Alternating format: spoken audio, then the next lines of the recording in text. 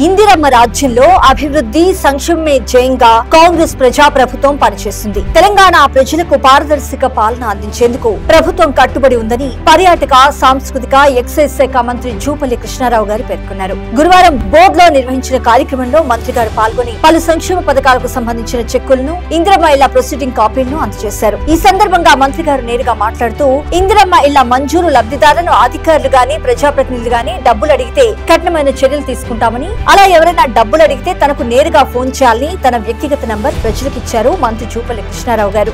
గత బీఆర్ఎస్ పాలనలో 8 లక్షల కోట్ల అప్పు చేశారని, ఆర్థిక పరిస్థితి బాగా లేకున్నా ప్రజలకు ఇచ్చిన హామీలను నెరవేరుస్తున్నామని తెలిపారు. అభివృద్ధి సంక్షేమం 2 కళ్లలా ముందుకు నడిపిస్తున్నామని పేర్కొన్నారు మంత్రి గారు. ప్రజాపాలనలో 6 గ్యారంటీలకు పెద్దపీట వేశామంటూ తెలిపారు. ప్రజల జీవన ప్రమాణాలను మెరుగుపరచడానికి ప్రభుత్వం సంక్షేమ పథకాలు మాత్రమే సరిపోవని, సామాజిక రుగ్మతలను రూపుమాపినప్పుడే నూతన సమాజం నిర్మితమవుతుందని స్పష్టం చేశారు. కార్పొరేట్ చదువులకు, కార్పొరేట్ వైద్యానికి చాలా మంది అప్పుల పాలవుతున్నారని తీవ్ర ఆవేదన వ్యక్తం చేశారు. ప్రభుత్వం అందిస్తున్న పథకాలను సకాలంలో సద్వినియోగం చేసుకోవాలని మంత్రి జూపల్లి కృష్ణారావు గారు కోరారు.